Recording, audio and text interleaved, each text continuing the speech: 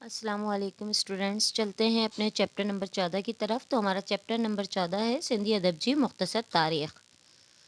سندھی زبان تمام قدیم زبان ہے۔ آثار اور علامات سے معلوم ہوتا ہے کہ پرانے زمانے میں سندھی زبان میں علم و ادب موجود تھا۔ عرب کی کتابوں سے معلوم ہوتا ہے کہ عرب کی حکومت کے دور میں قرآن شریف کا سندھی زبان میں ترجمہ کیا گیا۔ عرب کے بعد سمروں کا دور شروع ہوا جو کہ تقریباً 1050 سے شروع ہوا۔ اس دور کے بہت سارے شاعر تو نہیں ملے، پر جو کچھ ملا ہے ان سے معلوم ہوتا ہے کہ اس وقت سندھی شاعری عروج پر تھی، جس میں ہر قسم کے مضمون بیان ہیں۔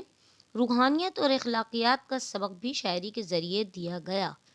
مشہور رومانوی داستان سسی پنو، مرماری وغیرہ کے جو اشعار ہیں وہ بھی ملتے ہیں۔ سندھ کی سرزمین کی جتنی بھی تعریف کی جائے، جتنے بھی عظیم لوگوں کا ذکر بیان کیا جائے، وہ سب اس میں ملتا ہے۔ سمر کے بعد سمن کا دور شروع ہوا۔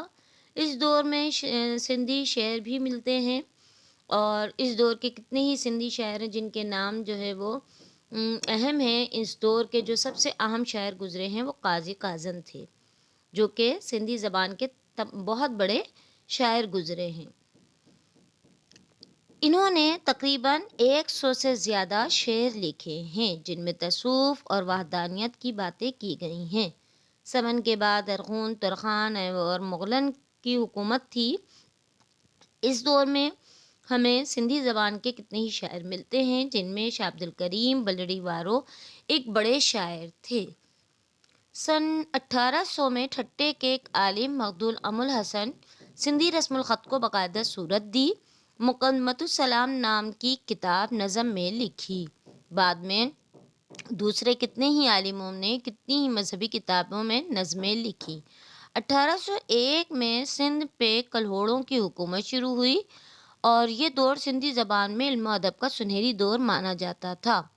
اس دور میں ہمیں سندھی زبان کے عظیم ترین شاعر شاہ عبد اللطیف بھٹائی 14 صفر 1165 ہجری بمطابق 1752 عیسوی ملتے ہیں، جن میں شعر اور فکر میں کی جو گہرائی تھی ان کے اندر وہ بہت زیادہ موجود تھی۔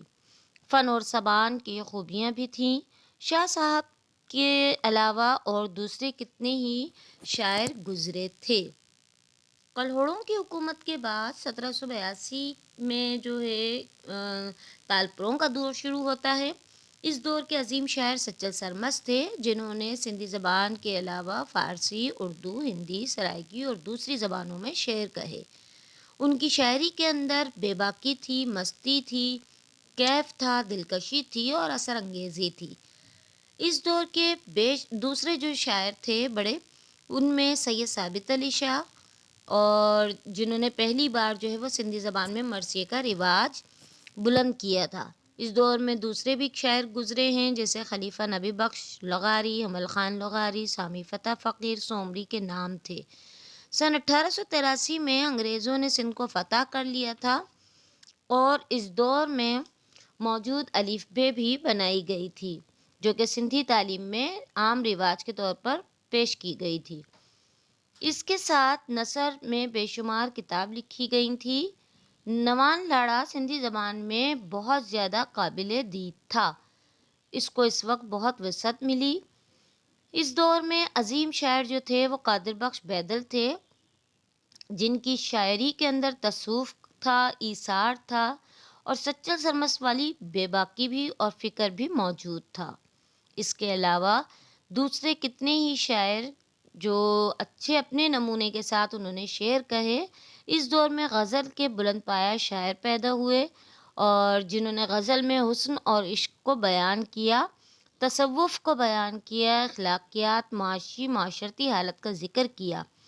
ان شاعروں میں خلیفہ گل محمد، فاضل شاہ آخوند محمد قاسم، غلام محمد شاہگدہ، میر عبدالحسین سانگی، حافظ حامد شمس العلماء، مرزا خلیج بیگ، میاں علی محمد قادری، حاجی محمود خادم، میر علی نواز کے نام ذکر کے لائق ہیں۔ غزل کے علاوہ انہوں نے مثنوی، مسدس، رباعی بھی بیان کی۔ اس دور میں اصلاحی شاعری کا رواج پیدا ہو گیا، اور شاعری کے ذریعے مسلمانوں کو جو ہے وہ جگایا گیا، ان کو پیغام دیا گیا۔ اس سلسلے میں اللہ بخش ابو جو شمس الدین بلبل، فتح محمد سمہانی، محمد ہاشم اور بہت سارے شاعروں کے نام قابل دی تھے۔ آگے چل کر نثر میں بھی انہوں نے بہت ترقی کی، بہت سارے ناول بھی چھپے، ان کے ڈرامے، افسانے اور مضمون کا مجموعہ بھی شائع کیا گیا۔ کتنے ہی اخباروں اور نثارے نکلے جن میں سندھی علمی ادب کا ترقی کو اور وہ ترقی ملی۔ نثر نویسن کے آگے ایک مقصد ہوتا تھا جو شعر میں سماج کی اصلاح کا مقصد رکھتے تھے۔ انہوں نے کتنے ہی ناول، ڈرامہ اور دوسری زبانوں میں اردو میں ترجمے کیے۔ اس دور کے لکھنے والوں میں منشی ادھرام، شمس العلماء، مرزا خلیج بیگ، دیوان کوڑو مل، لال چند امردینو مل، بھیرو مل، مہر چند اور ڈاکٹر گربخشانی کے نام ذکر کے لائق ہیں۔ پہلی جو جنگ عظیم ہوئی اس کے سیاسی جو وہ تھے، ان کو لہر کو جو جگانا تھا لوگوں کو، تو آزادی کی جو ہلچل مچانی تھی اسی ذریعے سے جگائی گئی۔ اسی لیے سندھی کے جو لکھنے والے تھے سماج کی اصلاح کرتے تھے، سیاسی مقصد اپنے آگے رکھتے تھے، اور انہی میں علامہ قاضی، ڈاکٹر داؤد پوتا، علی خان ابڑو، جیمل پرسرار، کشن چند بیوس، پرمانند میورام، لکراج کشن چند عزیز، محمد صدیق مسافر، عبدالخالق اور محمد بخش واصف، ڈاکٹر محمد ابراہیم خلیل کے نام ذکر کے لائق ہیں۔ امید ہے یہ چیپٹر آپ کو سمجھ میں آیا ہوگا۔ اب اگلی ایکسرسائز میں ملیں گے اس کی ایکسرسائز کے ساتھ۔ اللہ حافظ۔